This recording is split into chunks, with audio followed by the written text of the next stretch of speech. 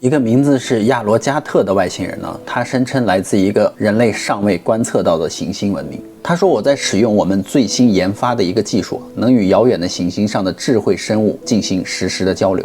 由于这个设备处于测试阶段，他说你是很幸运的一个，接收到了我的信号。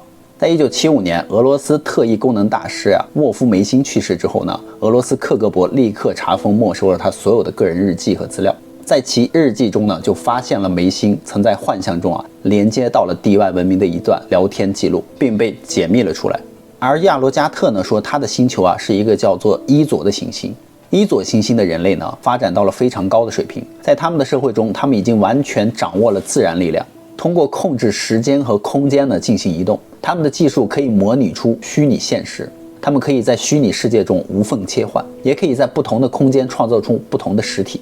此外呢，他介绍他们的国度呢是一个极度平等的国度，没有阶级，没有贫富差距，所有的人都可以自由发展，谁也不会因为贫穷而被压制。他们强调友好的态度去面对外界，主张拒绝战争，拒绝侵略，友好交流，接纳外界文化。于是呢，就开启了一段遥远星球的星际访谈，让我们了解到了一个未知文明是如何发展的。以下的故事呢非常玄幻，大家呢不要太当真哦。Hello， 大家好，我是宇哥。Hello， 大家好，小唐。俄罗斯克格勃解密的梅辛的日记中呢，梅辛就问道：“你怎么会我们地球上的语言呢？”外星人说：“我们研究了你们行星上的3种语言，而我本人并未掌握。传输给你的信号呢，是通过翻译器翻译的。那你在地球上吗？”梅辛问。或者在地球的附近吗？他说：“不是的，我在我们的行星上。我们从来没有去过你们那里。那你们是怎么从那么遥远的地方听到我的声音的呢？又是怎么学习我们的语言的呢？”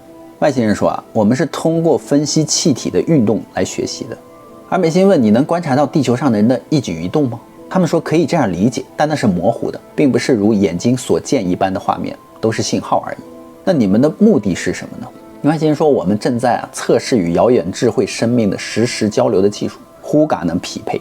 Huga是什么呀？这个名词他说超出了你们文明现有的知识，你可以理解为一种信号的频率，但是超出你们文明认知的事物我们无法翻译。”那梅辛又问你们是和我们一样用眼睛看，用耳朵听吗？他说：“是的呀，虽然我们无法知道你们具体的形态，但是通过分析呢，我们应该是差不多的结构。那你们交流是用嘴巴吗？还是像现在一样直接传话到脑袋里面呢？”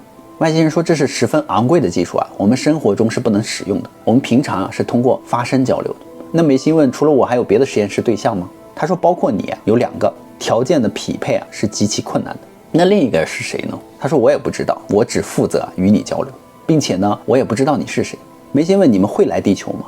外星人说：“一定不会，因为不值得。”为什么不值得呢？是因为地球上没有你们需要的东西吗？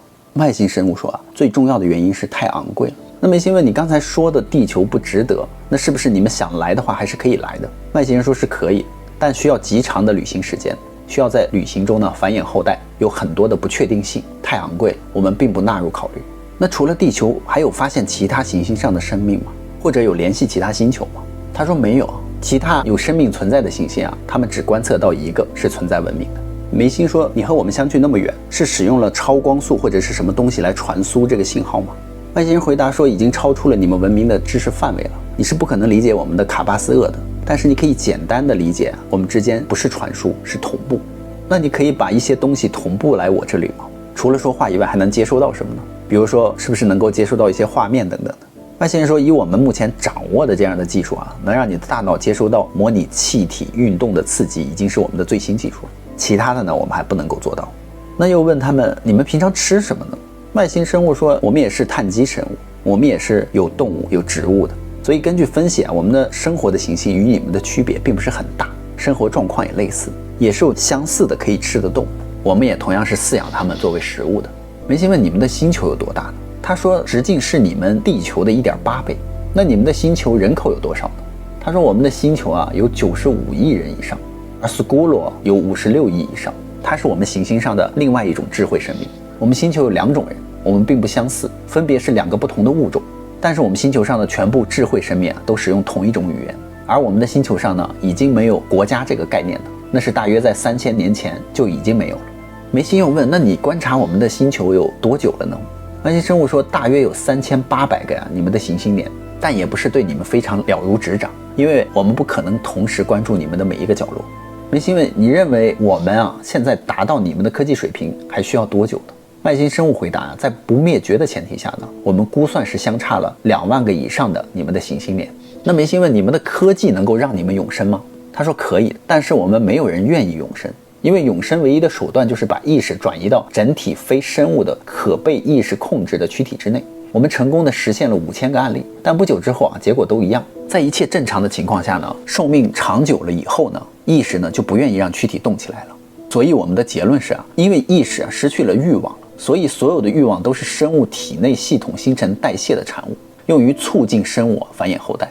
而人类永生呢，就是失去了这种欲望的结果。而外星生物还说，根据我们的观察你们的文明即将掌握器官移植技术，也得出了部分器官移植会改变性格的结论。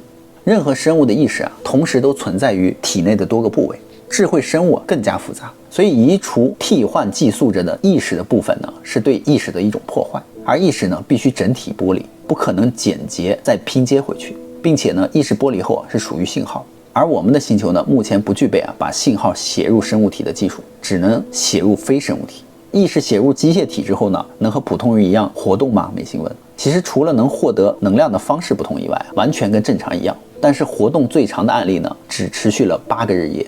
梅心问，你们是怎么定义智慧生命的？满足怎样的条件才算是智慧生命呢？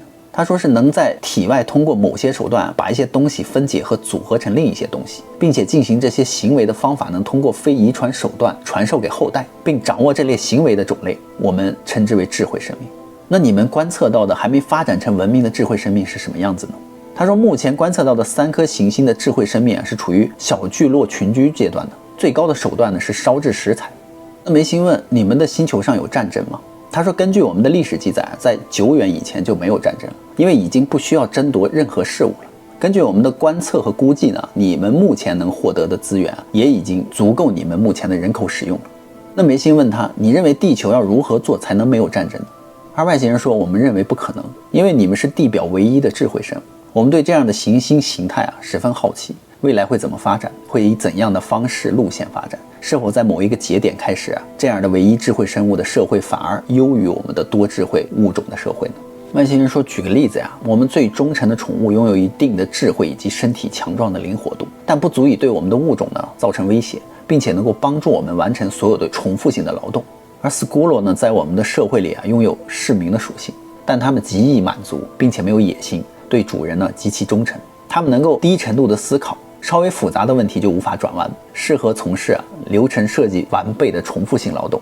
以你们为参考呢，不如你们一般的成人，我们可以毫不费力地满足他们的需求，也基本不必担心感到威胁。唯一要做的就是控制人口了。与你们不同的是，我们不存在贫富差距，在我们那里每个人都必须参与生产环节，参与呢是每个适龄劳动人必须做的，所以富裕并不能够带来太多额外的享受，这与你们的行星上大量存在只享受资源不贡献能力的人的情况是不同的。那梅心问，你们有面临过灭绝危机吗？他说有的，因为繁衍欲望低下。而在我们的星球上呢，幼年人的学习呢变得需要极大量的时间，而导致了成年人与幼年后代的交集几乎为零，所以后代完成学习以后，两代关系呢极其疏远。数代以后呢，成人普遍默认呢有后代是一件对自身没有意义的事情。最后呢，我们强制部分的成年人必须生产后代，并且牺牲发展效率，减轻幼年学习量。而你们的星球好像也正在面临这个问题。外星人说，我们与你们的物种不同不能作为参考，但我们对你们的观察和研究认为你们只有部分的地区面临这个危机。以物种整体而言你们离因为繁衍而困难灭绝呢还十分遥远。繁衍欲望有生理层面和心理层面，生理层面呢是生物本能性的欲望需求必须得到满足的同时，不可避免的产生后代的这个结果。而这方面你们已经做到了满足需求而不产生后代。而心理层面呢，根据我们对你们的观察，你们断绝了生理层面的因果后的时间里呢，主要来源于你们的后半生的幸福程度要依赖于后代。我们认为呢，原因就是你们现在的后半生需要依赖后代的程度越来越低的结果。当你们发展到资源极度充足的程度你们就会发现奖励的效用呢是没有用了，惩罚呢会更有效。梅心问，你们有信仰吗？会相信有神明吗？而外星人说有的。和我们的信仰相似吗？他说不一样，甚至我们无法理解你们的信仰。